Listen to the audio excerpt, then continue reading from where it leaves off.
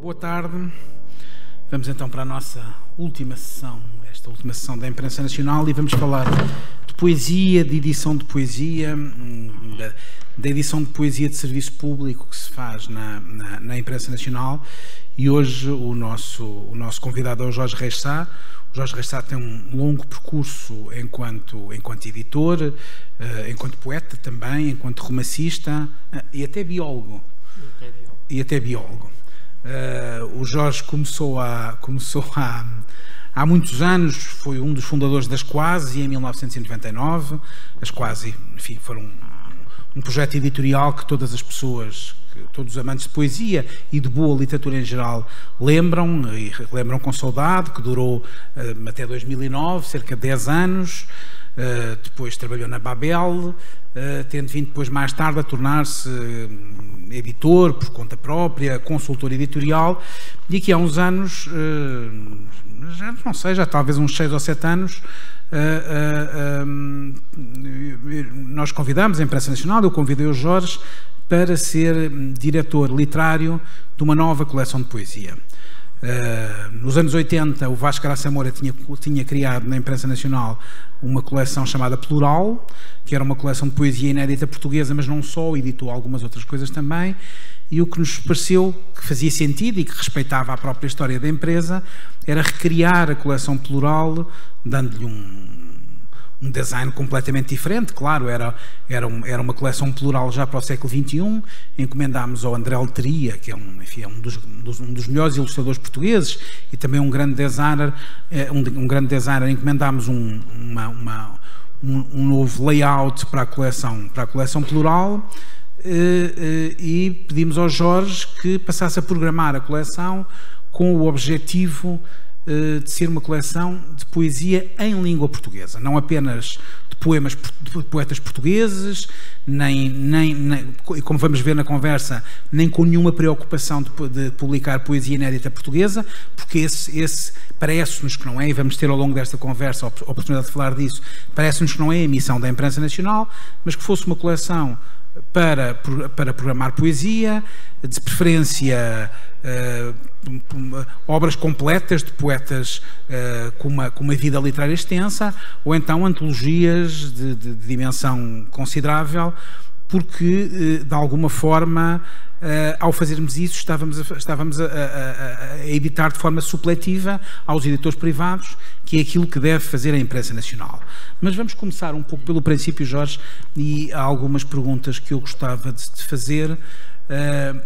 E a primeira é: como é que tu olhas para a evolução da edição de poesia em Portugal nos últimos 20 anos, digamos, que no fundo corresponde ao teu tempo enquanto editor de poesia e enquanto poeta também? Muito boa noite, boa tarde, quase boa noite a todos, e muito obrigado por estarem aqui. É um prazer estar aqui em Óbidos e é um prazer falar um bocadinho de poesia e do caráter da Imprensa Nacional, da sua importância neste momento na edição da poesia portuguesa. Pois nos últimos 20 anos, eu fundei as Quase em 99, sem qualquer tipo de preocupação editorial, há que dizê-lo. Eu fundei as Quase porque tinha ganho um prémio de poesia enquanto autor e, como queria, passado uns meses, publicar os poemas do meu pai, que tinha morrido há 5 anos, que eram poemas circunstanciais, ele era professor. Tinha feito uns poemas à minha mãe, uns poemas sobre a escola, e eu não lhe quis chamar edição de autor ao meu livro, porque depois não sabia o que é que havia de chamar ao do meu pai. E então chamou-lhe uma quase edição, e por isso é que nasceram as quase edições. Por um acaso, apaixonei-me pelos livros e naqueles 6 meses publiquei logo mais 3 ou 4. Uma amiga minha de lá da faculdade no Porto, a Beatriz, o Ramos Rosa, que foi o primeiro grande autor que publicamos. E a partir daí, quer dizer, é quase como se fosse a história, não é? Durante aqueles 10 anos nós publicamos muito do que foi feito de novo na poesia portuguesa, principalmente portuguesa, mas também publicamos muita gente estrangeira. E o que eu posso dizer desses 10 anos primeiros e desses 20 anos agora, as Quase tiveram a importância de serem um contraponto à Assírio Alvim na altura. A Assírio era a editora, ainda agora é, mas naquela altura do Hermínio e do Manuel Rosa era a editora de poesia em Portugal. era a editora onde os autores iam consagrar-se. Eu acabei de ler agora a biografia de Manuel António Pina, e lá é muito notório que o Pina teve durante 15, quase 20 anos a publicar, principalmente na Regra do Jogo, depois no Afrontamento, e vai-se consagrar em 2001 na Assírio Alvim com a edição do Nenhuma Palavra e Nenhuma Lembrança, e depois com a Poesia Reunida e com os livros, e fica a ser autor da Assírio Alvim. E é muito engraçado como o Álvaro Magalhães, que é o autor, fala da Assírio fazer notar o Pina. Ele fala do Prado Coelho, que era uma pessoa ainda para mais muito atenta, mas que assume que não conhecia a poesia do Pina e que era um poeta que já tinha publicado muita coisa, que já tinha publicado no Afrontamento, que era uma coleção importante, que tinha publicado até uma reunião da obra, chamada algo parecido com isto, da mesma substância, e as pessoas, vá lá, entre aspas, de Lisboa não tinham sequer reparado no Pina, e ele foi consagrar-se na Assírio Alvim. Essa era a importância da Assírio. As quase, quando nascem numa ideia, e aí foi um bocadinho, principalmente depois quando entrou o Walter como meu sócio e editor e co-editor nas quase, foi um bocadinho de, por exemplo, as capas serem brilhantes. A Assírio tinha aquela coisa, ainda hoje tem também, a coisa mate, a coisa sóbria, e nós resolvemos pôr cores garridas, pôr brilho nas capas da poesia, fazer uma coisa ostensivamente notada, que fosse notada na livraria e que fosse esse contraponto. E fomos buscar muitos autores que, de certo, a seu tempo, poderiam ir para a Assírio consagrar-se. Portanto, foi essa a nossa ideia e foi esse o contraponto que fizemos. Na altura não havia só, é claro, a Assírio e as quase naqueles 10 anos, havia Relógios d'Água, havia Afrontamento, que já falei, com uma coleção de uns livros com umas fotografias todas do Gil Maia, aquela coleção muito alta, não sei se lembram desses livros muito longos, muito altos. Publicava o Echevarria, o Fernando Guimarães e outros. Havia a Cotovia, que também publicava, o Luís Quintais, o Paulo José Miranda. Havia uma série de pequenas e médias editoras que publicavam poesia. Eu acho que a grande alteração, a Dom Quixote também publicava, na altura ainda não era parte da Leia, porque a Leia não existia, só começa, salvo erro, em 2007. A Presença tinha a coleção Forma, umas pequenas e médias editoras que publicavam. A partir de certa altura, as médias editoras deixaram de publicar poesia. E então passou a haver, a Assírio é comprada pela Porto Editora, isto já na última década, é criado o grupo Bertrand e o grupo Porto Editora, que tem a Assírio, que tem a Quetzal, que também publicam alguma poesia, e que tem a Bertrand, e é feita a Leia, é criada a Leia com a junção de várias editoras. E onde se publica principalmente na Dom Quixote algumas reuniões de obras e alguns autores novos. Há essas coleções e depois não há, também verdadeiramente não há editoras médias a publicar poesia, porque também é verdade que não há editoras médias de dimensão. Ou há as grandes editoras, estes monopólios, onde se pode depois colocar uma Gradiva ou uma Presença, que são mais pequenas, mas que têm uma importância grande. E a partir daí há as pequenas editoras. E as pequenas não são só pequenas, são mesmo pequenas. E esta questão de eu chamar pequenas, não estou a ser judicativo, nem estou a fazer um juízo de valor, porque a importância de haver muitas pequenas editoras faz com que, neste momento, eu tenha a sensação que a poesia está mais viva na publicação do que o que estava há 20 anos. Portanto, é estranho, é um bocado paradoxal, como é que nós vemos muito mais livros de poemas nas livrarias. Por outro lado, cada um deles com muito menos exposição do que há 20 anos tinham, porque não estão alicerçados em médias editoras que possibilitam que a distribuição aconteça. As tiragens baixaram brutalmente. Neste momento nós temos pequenas editoras a editar 100 exemplares, 150, 200, 300 exemplares. Baixaram muito as tiragens, mas os livros existem. Desde há 4 ou 5 anos, com o advento da impressão digital, que era uma coisa que não existia, até há 5, 7 anos não existia a impressão digital, porque os livros, uma questão industrial, sem pouco interesse, mas que os livros não ficavam bem quando encadernados, as capas não eram boas. Quem começou a fazer a impressão digital foi exatamente, se não estou em erro, a Ciri Alvinho, o Manuel Rosa, na Documenta, quando percebe que pode imprimir digitalmente e imprimir a capa em offset e juntar as duas e aquilo fica bem. Agora as capas já são impressas em digital e já ficam bem, mas isso possibilita que as tiragens possam ser 100 exemplares, possam ser 50, possam ser 150, possam ser 200, e o investimento é muito baixo comparativamente com uma impressão em offset. Portanto, é possível com facilidade que qualquer pessoa edite e crie uma chancela qualquer e edite um livro de poemas.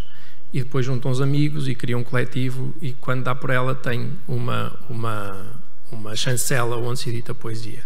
Há 20 anos isso não era possível, as quase quando começam têm problemas de distribuição, mas andamos de distribuidor em distribuidor a tentarmos distribuir nós, foi muito complicado, mas não éramos uma editora de poesia que se editasse 100 ou 200 ou 300 exemplares, fazíamos 500 no mínimo, fazíamos 1000 e eles vendiam-se. Isso é que é um bocado estranho, é que eu conseguia vender, eu cheguei a fazer 2 edições de um livro do Ramos Rosa, do Aprendiz Secreto, que é uma coisa, agora olhando para trás, quer dizer, ter publicado e ter vendido 1500 livros do Ramos Rosa na passagem do século XX para o século XXI é uma coisa que me deixa até surpreendido, porque eu não acredito que a obra completa do Ramos Rosa, que neste momento saiu na Assírio em 2 volumes, tenha vendido 1500 exemplares. Acho que eles nem sequer tiraram 1500 exemplares, devem ter tirado para aí 700 livros ou coisa que o valha.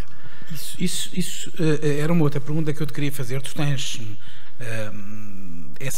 toda essa experiência que eu enunciei no início da intervenção, mas tens também tu és, por exemplo, um dos editores, um dos autores da maior, uma das mais importantes antologias de poesia feitas em Portugal pela Porto Editora.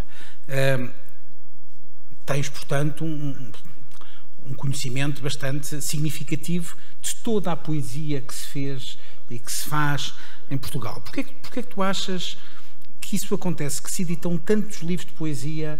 Porque é que há tanta apetência? Há aquela coisa que se diz muitas vezes, Portugal é um país de poetas e tudo. Tu achas que de facto isso é uma coisa que faz, que de facto Portugal é mesmo um país de poetas? Eu costumo dizer sempre que o Eugênio Andrade uma vez disse a Ulisses, ele dizia, não é poetas, são versejadores, é diferente. É um país de pessoas que escrevem versos. Vamos lá separar as águas, não é? Ainda para mais o Eugênio, meu Deus. Eu acho que é um bocado estranho. Há muitos anos eu estive numa daquelas rodas de Mateus, onde se traduzia poetas, e estava lá o Henri de Louis, com quem falei há algum tempo, e ele era francês, e na conversa percebemos das tiragens, por exemplo, que a tiragem em França, desculpem, é a mesma, ou era a mesma que em Portugal. Eram 500 livros, 1000 livros, 1500 livros.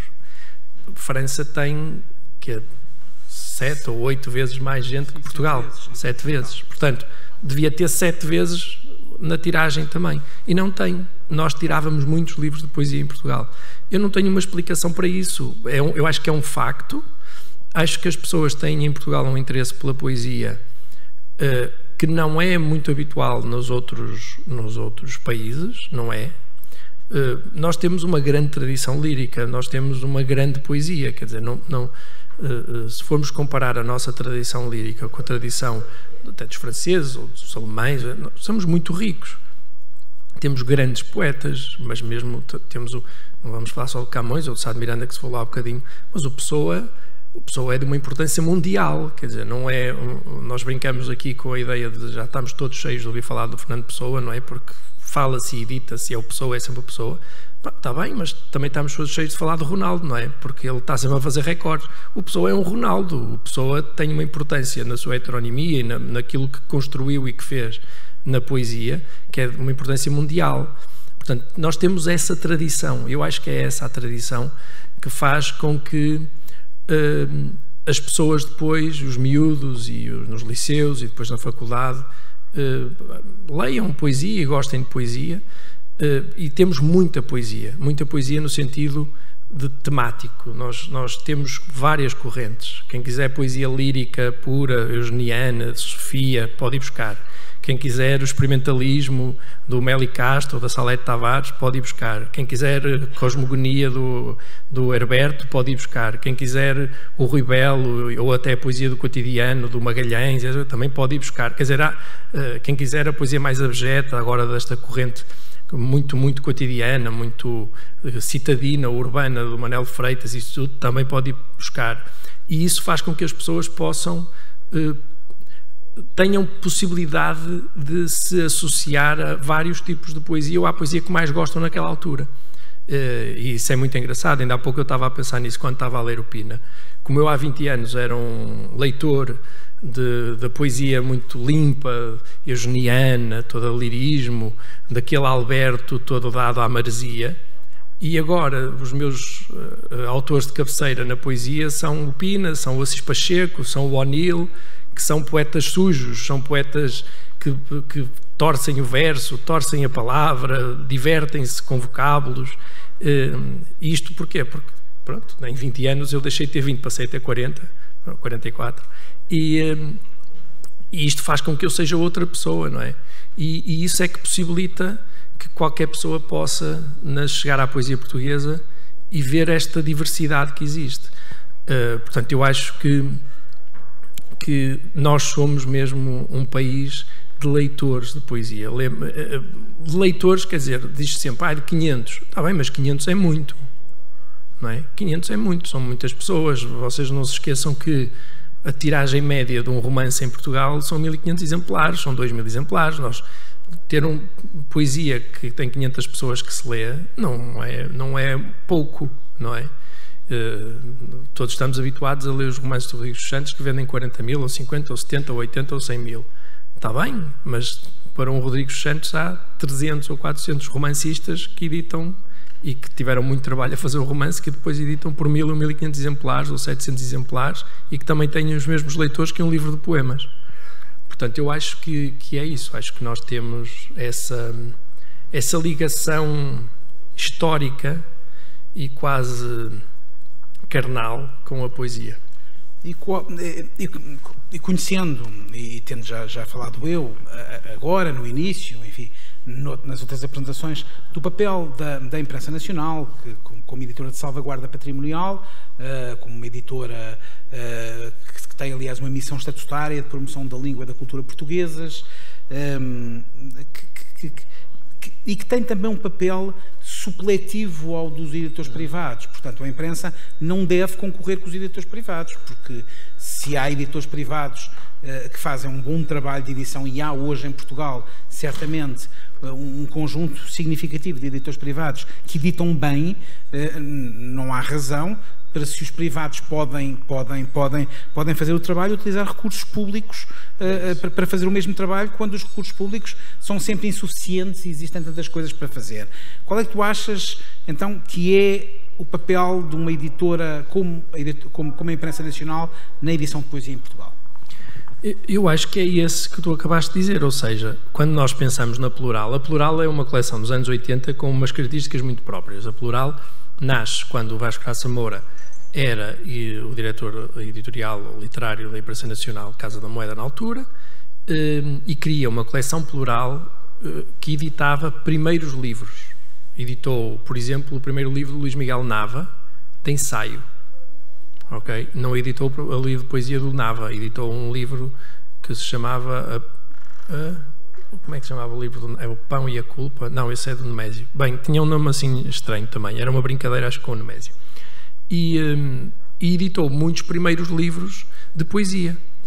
E ficou mais conhecida por editar exatamente os primeiros livros de poesia. Editou o primeiro livro do António Cabrita, editou o primeiro livro do Luís Filipe Castro Mendes, o Recados, editou da Isabel Fraga, editou uma série de gente, do Viriato Sorumenho Marques, que nós agora lemos nos jornais, ambientalista, tem um livro de poesia na Imprensa Nacional.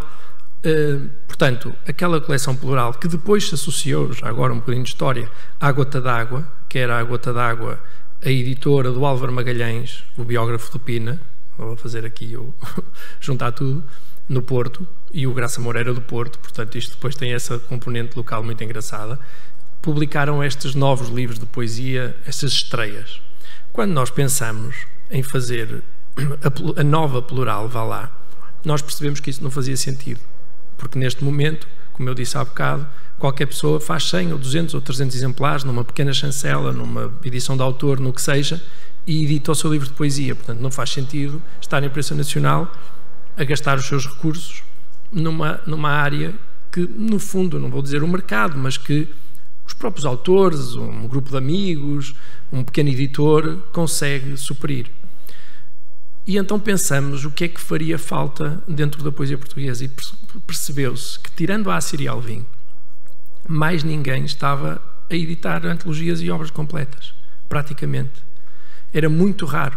E estivemos tão certos, acho eu, na decisão que tivemos em fazer as reuniões de obras completas e de grandes antologias de poetas lusófonos, que, quando eu tive a ideia de fazer o Pedro Taman, a edição dos Retábulo das Matérias, ele tinha editado o Retábulo das Matérias na Gótica, eu não me recordo agora qual é que foi o ano, acho que não sei se foi 2000 ou 2004, assim uma coisa qualquer.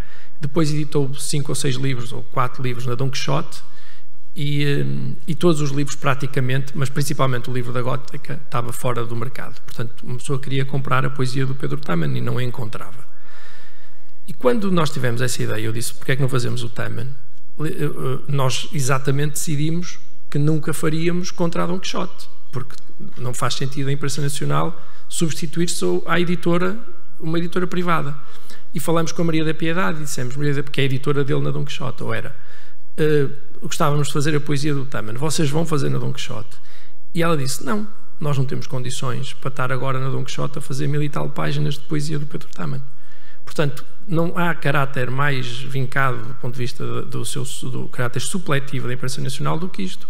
Nós fomos mesmo editar um livro que não iria sair na Dom Quixote porque o gestor de produto, que é esse nome maravilhoso, não permitia a edição, porque ela não ia apresentar a possibilidade de editar um livro de 1000 páginas, e o gestor de produto que está ao lado dela, encostadinho, dizia assim, 1000 páginas, e quantos é que vai vender? 300. 300, isto não vai dar margem, nem pensar, e não sei o quê, não sei o quê. E ela já tinha desistido de apresentar, ela não ia fazer. Portanto, acabámos por fazer nós. E quem diz do Pedro Taman, diz de muitos outros, seja o Mário Dionísio, seja sei lá, o Viegas, quer dizer, há alguns, o Daniel Maia Pinto Rodrigues, há alguns que poderiam ter a possibilidade de editar noutro sítio, mas por várias, quer dizer, razões autorais e editoriais dificilmente o fariam. Conhecendo o Francisco José Viegas, eu conheço, não estou a ver o Viegas a falar com ninguém para editar um livro de poemas. Portanto, era uma sorte. Se alguém chegasse à beira do Francisco e dissesse, Francisco, queres publicar o livro? Ele diria que sim, que foi o que aconteceu quando eu publiquei nas Quase. Mas ele não se mexeria para publicar a poesia. Portanto, faz sentido ser a imprensa nacional a dizer, nós fazemos a tua antologia. E o mesmo de Daniel e o mesmo de outros poetas. Aqui alarga-se, é claro, depois para a poesia, principalmente começamos pela brasileira, mas também estamos a editar a poesia lusófona, a poesia também dos Pá Lopes,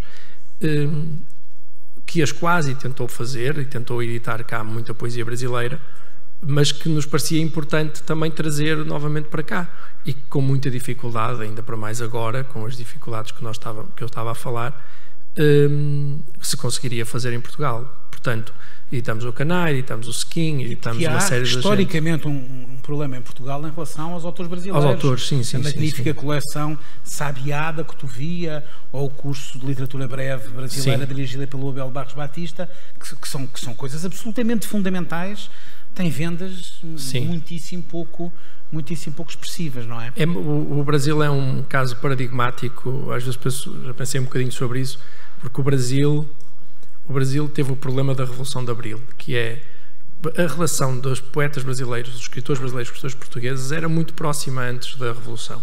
O Cabral Melo Neto publicou cá um livro, correspondia-se com a Sofia, houve autores que publicaram lá primeiro, portanto nós estamos a falar de autores que publicavam primeiro em Portugal e depois no Brasil. O Cabral aconteceu isso, o João Cabral Melo Neto. Com o 25 de Abril o que acontece é que, como todos sabemos, é histórico, as pessoas, depois da Revolução, que estavam na situação anterior, vão para o Brasil. E o Mário Soares e outros dizem que nós temos que nos virar para a Europa. Dizem, e quanto a mim bem, não é? Porque é o que se vê agora. Ora, o problema que ele fez é que virou para a Europa, mas virou as costas ao Atlântico por causa exatamente também do lado de lá estarem as pessoas da situação. O que quer dizer que durante 15 ou 20 anos Portugal e o Brasil tiveram completamente de costas voltadas do ponto de vista editorial. O Brasil, por outro lado, também estava um bocadinho atrasado do ponto de vista editorial e as capas, a edição estava num estádio ainda mais atrasado que a portuguesa. O que eles quase tentaram fazer, e eu acho que nós conseguimos um bocadinho dar essa alerta, foi começar outra vez a juntar as pessoas, a falar com elas, a fazer dos escritores brasileiros, escritores, não vou dizer portugueses, mas em língua portuguesa cá. E nós irmos para lá também e existirmos no Brasil. E, neste momento já há autores brasileiros que já não se percebe que são autores brasileiros e que editam cá normalmente. Quer dizer, saiu agora a Tatiana Salem Levi, só para dar um exemplo, ela também vive cá, é um facto. Mas é uma autora brasileira. Ninguém repara, as pessoas compram o livro e leem como se fosse, não estão a perceber se estamos agora. Isso já acontece, já há uma relação muito mais próxima. Eu publiquei nas quase o Eucanã Ferraz, por exemplo, e o António Cícero, que demorou muito tempo, e agora quando publicam um livro, o Eucanã editou na Imprensa Nacional a obra completa. Antes de editar no Brasil. Antes de editar no Brasil. Não foi antes, não saiu no Brasil todo. A obra completa do Eucanã não saiu no Brasil, só saiu aqui.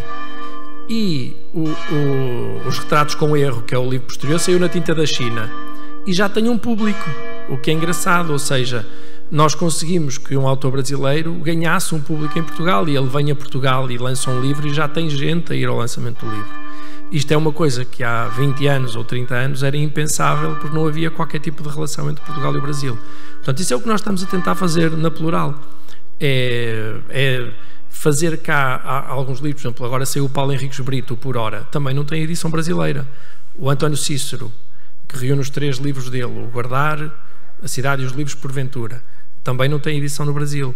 Portanto, estamos a tentar fazer este tipo de edições cá para também chamar ao público, chamar ao leitor português grandes autores brasileiros. O que tu disseste, porventura essa explicação, de facto, do 25 de Abril e do afastamento é muito interessante. Eu aqui há uma série de anos, ainda antes de trabalhar na Imprensa Nacional, em 2005 ou 2006, participei, fiz parte de uma equipa que a pedido da Fundação Gulbenkian, teve a estudar a circulação dos livros portugueses e em português nos PALOPs e no Brasil. E de facto o Brasil tinha já nessa altura muito mais dados. A Câmara Brasileira do Livro, quando nós nos reunimos com os responsáveis políticos, forneciam-nos todos os dados, as tiragens, muitas estatísticas que em Portugal não existiam na altura, e uma das coisas que tentámos perceber foi perceber quais eram os autores portugueses que estavam de facto publicados no Brasil e tinham uma circulação normal. E há de facto uma geração de autores, autores como o Nemésio ou como o Régio, a própria Agostina praticamente não estava publicada no Brasil. Não. Grandes autores que sem qualquer dúvida pertencem àquilo que é o cânon da literatura portuguesa, não estão publicados no Brasil. E entretanto, de repente, nos últimos 20 anos, com os encontros literários, com a circulação constante entre Portugal e o Brasil, estão publicados no Brasil autores que nós até podemos considerar menos importantes do que esses autores canónicos, que de repente têm 6, 7 e 8 livros editados no Brasil e em editoras brasileiras boas. Não, isso acontece. O exemplo acabado é que eu estou publicado no Brasil na Record com 2 livros e um livro na Tordesilhas. Portanto, tenho os 3 romances publicados no Brasil. E a Agostina, eu fui publicado no Brasil primeiro que a Agostina, isso diz tudo, não é? O que acontece é que esta ausência, portanto, este afastamento, faz com que esses autores dessa geração, quer dizer, o Saramago e o Labantuno estavam, exato, como agora está o Zé Luís, ou estava eu, o Zé Luís Peixoto, ou estava eu, ou o João Tordo, ou o Walter, o Gomem, estão porquê? Porque depois entram na lógica dos agentes, portanto, eles já entram, não é por serem autores portugueses, entram porque o Zé Luís Peixoto edita um livro e é vendido para 20 países, para o Brasil também. Percebem? E claro, depois vão a Paraty, depois vão à Bienal e depois não sei o que é, isso potencia tudo. Mas é uma lógica da gente, não é uma lógica de vamos apostar nos autores portugueses. O vamos apostar nos autores portugueses foi aquilo que a Tinta da China tentou fazer, ou levar o Herberto, ou levar a Agostina, e que não é nada fácil, porque é preciso fazer a mesma coisa lá que nós tentamos fazer cá com o Eucanay, com o Cícero, com o Ferreira Goulart. O Ferreira Goulart não estava cá publicado. Eu ainda agora tenho uma coleção com a Academia Brasileira de Letras na Glaciar. Eu sou consultor editorial, não só na imprensa, mas também noutras chancelas. E a Glaciar é tipo, vá lá, o chapéu de chuva onde tenho parcerias. E fiz essa parceria com a Academia Brasileira de Letras para vocês verem o Joaquim Nabuco, que é um dos maiores pensadores, principalmente do conservadorismo, vá lá, um anglófilo, um gajo do final do século XIX, começo do século XX, importantíssimo, passou por Londres, um gajo importante. A Minha Formação, que é um livro seminal importantíssimo, nunca tinha sido publicado em Portugal, porque há esse afastamento que faz com que as coisas não andassem de um lado para o outro. E é isso que eu tento fazer, pronto. Tentar trazer um bocado para aqui isso e lá ir publicando também, às vezes nos conhecimentos que vou tendo, seja na Record, seja na Tordesilhas, seja noutras editoras mais pequenas. Agora, por exemplo, a Jogatirica, que está a publicar, publicou o Paulo G. Miranda, publicou o Luís Carmelo. O apoio da DG Lab é muito importante. A DG Lab tem feito esse trabalho muito bem de promoção da literatura portuguesa no estrangeiro. Portanto, eu acho que é esse trabalho que se tem que tentar fazer com a questão dos festivais e isso tudo. Só que essa geração, a geração do Virgílio Ferreira, a geração da Agostina, acabou por ficar ali no meio. Sim. E tirando o Saramago ou o Lamantunes, não está. Agora é muito difícil levá-lo, porque agora soam a velhos, não é? Quem é que vai levar agora a Agostina para o Brasil? Quem é que vai levar agora o Virgílio Ferreira para o Brasil? Não é o namoro, ou que seja, não é nada fácil. Sim, até porque não estão vivos, não podem. Pois, não podem ir a festivais, não é? Não podem ir a festivais, até porque se fossem cheiravam mal. Mas não dá, não é? Não é fácil, mas pronto. E fala-nos da experiência de editar em Portugal um autor que é um caso espantoso de um autor de culto no Brasil, que é o Paulo Leminski, onde as edições se esgotam constantemente. Existem edições com diversas tipologias, mais baratas, mais caras. Claro, há a própria ligação à música, tudo isso, mas de facto no Brasil o Paulo Leminski é o exemplo de um poeta que é realmente um best-seller. E que nunca tinha sido editado em Portugal. Nunca tinha sido. O Leminski, a primeira coisa que eu fiz quando propus fazermos o Leminski na Plural foi falar com a família e dizer assim: olha, não, vocês venderam 80 mil exemplares de toda a poesia do Leminski na Companhia das Letras no Brasil. Vocês aqui vão vender 80 não, mas vão vender 500 livros, não pensem noutra coisa, porque o Paulo Leminski lá é um fenómeno de culto. E eu comparei logo, por exemplo, não é a mesma coisa, porque o que eu vou dizer é um cantor, não é um poeta, vá lá, e o Leminski tem uma importância que este não tem, mas é como o António Variações. Eles chegaram ao António Variações ao Brasil, as pessoas acham piada, mas ninguém quer saber. O Leminski cá acontece quase a mesma coisa. As pessoas vão achar piada, vão gostar de ver que é um poeta novo, mas vai ter a mesma importância que a edição do Paulo Henriques Brito, ou que a edição do Cícero, ou até menos, que é do Eucanay, que já tem um trabalho feito cá do ponto de vista editorial. E foi isso que eu tentei dizer à família, porque um problema quando se compram os direitos de alguém que vendeu 80 mil exemplares é ela pensar que vem para Portugal vender que seja 8 mil, e não vem, não é? Mas é um poeta que lá é um fenómeno de culto brutal. Tem exposições que agora abriu aqui na Casa da América Latina, a exposição da vida dele, quer dizer, é um poeta que foi redescoberto há pouco tempo, há uns 7 ou 8 anos, poeta dos anos 70 no Brasil, que é uma figura de enorme culto e que foi ótimo fazermos cá e aproveitar para fazer cá também na Plural.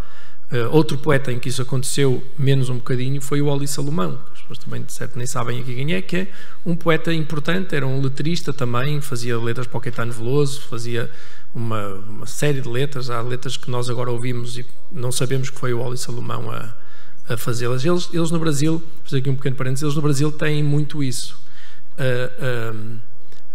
Os poetas lá são letristas e os letristas são poetas e misturam tudo, e não há aqui, como há em Portugal, a separação. Nós aqui não olhamos para o João Monge ou para a Manela de Freitas como poetas que são de pleno direito. O João Monge tem das poesias cantadas mais belas que existem, não é? O Carlos T. é um exemplo paradigmático de quem ninguém liga como poeta e que é um ótimo poeta. Lá não. Lá o António Cícero fez muita música, por exemplo, para a Adriana Calcanhoto. Todos vocês aqui conhecem a música do Inverno. No dia em que eu fui mais feliz, eu vi um avião espelhar no seu olhar até sumir, acho que é assim. Toda a gente se lembra dessa música. Foi ele que a escreveu. Essa música, ou essa letra, vá lá, está na obra completa dele. Para ele é um poema, não é só... E foi escrita para a Adriana, portanto, não foi um texto que a Adriana musicou. A Adriana mandou-lhe a letra, mandou-lhe a música e ele escreveu. E o Leminski é um bocadinho a mesma coisa. O Leminski tem essa ligação muito próxima com a música, que nós aqui ainda havemos um dia de conseguir que esses letristas e esses poetas das letras consigam também ter. Agora, uma pergunta mais difícil para ti, enquanto programador da coleção, mas pior ainda para mim, enquanto diretor editorial da imprensa. Sim. A Graça, a Valer Devagar, disse-me ali há pouco que, enfim, tivemos hoje, aqui de manhã, durante a tarde, a falar do longo caminho para a igualdade, da igualdade de géneros, de todos esses temas, e ela diz, porquê é que a coleção plural tem tão poucas mulheres? Bom, eu disse-lhes que, de qualquer modo, estávamos a fazer a Ana Tércia, que estávamos a fazer a Salete. Lá está ela. Agora vamos tentar responder à Graça. Mas o que é que nós podemos fazer para tentar programar? Epá, eu não sei se diga que falo. Eu sei que esta é depois... difícil, não, é que depois uma pessoa... Não estava combinada, não. Não, é que depois isto, as pessoas ainda... Pronto. Epá, como é que eu vou dizer isto sem parecer um misógino? Eu não programo a poesia da plural olhando para o género, lamento. Eu não ponho cotas. Eu olho, percebo o que é que faz sentido e o que é que não faz sentido e coloco lá. Pá, não sei dizer isto de outra maneira. De certo é um erro meu, devia estar mais atento. Pá, talvez, mas a verdade é que a percentagem de poetas do género masculino é muito superior à percentagem de poetas do género feminino. O que quer dizer que quando numa coleção plural se publicam obras completas de homens e mulheres ou de poetas portugueses, possa acontecer de estar lá espelhada a percentagem que existe na história da poesia. Ok? Se eu devia ter mais cuidado, pá, talvez, pronto, faço aqui meia culpa, mas é o que eu estava a dizer. Respondendo à Graça, também, de qualquer modo, esta não é uma coleção de poesia inédita portuguesa. Não, de todo. Era possível publicar e ter mais atenção. Não é. É uma poesia. Nós vamos publicar agora a Salete Tavares, e a Salete Tavares tem 1200 páginas, o que quer dizer que vale logo por 4 homens. Foi uma piada. Vamos publicar a Ana Tércia Freire, publicamos a Alice Santana, que é brasileira. A verdade é que não... Se uma pessoa também pensar que poetas é que podemos publicar ou não podemos publicar, a Fiamma está reunida na Assírio, a Luísa Neto Jorge está reunida na Assírio, a Maria Teresa Horta está reunida na Dom Quixote. Quer dizer, eu podia ir por aí fora e não é fácil encontrar poetas do género feminino que não estejam reunidas e que se possa fazer a antologia e faça sentido fazer. Pronto, podia ter mais atenção, não vou dizer que não. Tenho pena, por exemplo, e nós disso eu não posso fazer nada porque os livros vêm sob pseudónimo. Nós, uma coisa que não falamos, a Plural nasce com o Prémio de Poesia Vasco Graça Moura. Nasce com 2 livros, o livro do José Gardez Zaval e o livro do Alexandre Sarrazola, que são os 2 portugueses, só que têm nomes esdrúxulos. Ainda para mais, o José Gardez Zaval é pseudónimo, o que não faz sentido nenhum. E nasce com esses 2 livros, que é pseudónimo dele, portanto ele não se chama assim, mas vieram sob pseudónimo para nós. E depois publicámos José Luís Tavares e qual é que foi o outro que ganhou? Ajuda-me, ainda não ganhou mais nenhum, foi só estes 3 na poesia. E são todos homens, mas sob pseudónimo, nós não sabemos o género de quem ganha, não é? Embora com um bocado de sorte. José Gardez Zaval, o original, que é apresentado a concurso, tem o nome de uma mulher. Tinha. E o Tolentino, que era o presidente do júri, disse, não é possível. Não te lembras, com a experiência que eu tenho de vida, este livro não pode ter sido escrito por uma mulher. E de facto não era mesmo um homem. Era de um homem, é. Mas pronto, tivemos azar aí, não é? Senão tinha ganho logo uma mulher no começo. Mas nós também não lemos os originais a ver o género, não é? Nós olhamos para os originais e vemos qual é que naquele conjunto, acho que este ano vão ser 70, qual é que faz sentido ganhar o prémio. Isto é estúpido numa coisa, porque eu sei que estou a pensar de uma forma um bocadinho à frente, e eu que até sou um bocado conservador, que é, eu estou a pensar como eu gostava que a vida fosse e que a sociedade estivesse, que é que a coisa naturalmente acontecesse assim, e portanto naturalmente eram mais mulheres ou mais homens, não interessava. É verdade que a sociedade não está assim, e eu, de certo, poderia ter um bocadinho mais de atenção na direção literária para colocar um bocadinho mais de mulheres. E vamos tentar, respondendo à Graça agora, sim, e vamos tentar, porque a imprensa nacional é a imprensa nacional e, portanto, tem também um papel pedagógico e um pouco diferente e de marcar um caminho, não é um sentido das coisas. E, portanto, para já temos estes dois. Sim, mas a Salete e a Natércia são livros importantes. Mas garantidamente vamos estar mais atentos. Tem que ser também, no ponto de vista editorial, nós temos que pensar também em livros que, é como eu estava a dizer, ou seja, que façam sentido do ponto de vista qualitativo, mas também do ponto de vista estritamente editorial. Não faz sentido estar a reeditar uma coisa que saiu há 5 anos ou há 10 anos, há pouquíssimo tempo, só porque agora, olha, é uma mulher, vamos fazer. Sei lá, a Natália Correia está editada na Dom Quixote, mas eu acho que ainda há livros da Dom Quixote, portanto, certo, não faz muito sentido estarmos a ir buscar a Natália Correia para a Plural, embora até já tenhamos falado sobre isso. Mas a poesia, mas o teatro completo da Natália Correia vai ser editado pela imprensa nacional. Mas tem que ter um bocadinho mais de atenção. Eu acho que a nossa conversa agora entre nós os dois chegou ao fim, estamos completamente disponíveis para qualquer Já tiramos da frente a questão do género, portanto já ninguém me vai atacar sobre isso, eu já pedi desculpa. Não pedi desculpa, mas acho que é importante ter mais atenção, isso tem razão. Eu tive essa conversa com o Tolentino sobre isso num dos júris e ele disse, umas mulheres, eu não penso nisso, não, mas um padre dizer isso é uma coisa um bocado estranha, mas ele tem razão. Devia estar a falar um bocadinho, mas vai ser a Salete e na Natércia para já. Se alguém tiver alguma pergunta ou comentário, estão à vontade.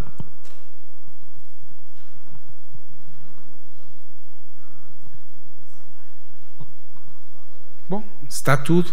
Muito obrigado pela vossa presença. Muito obrigado, então.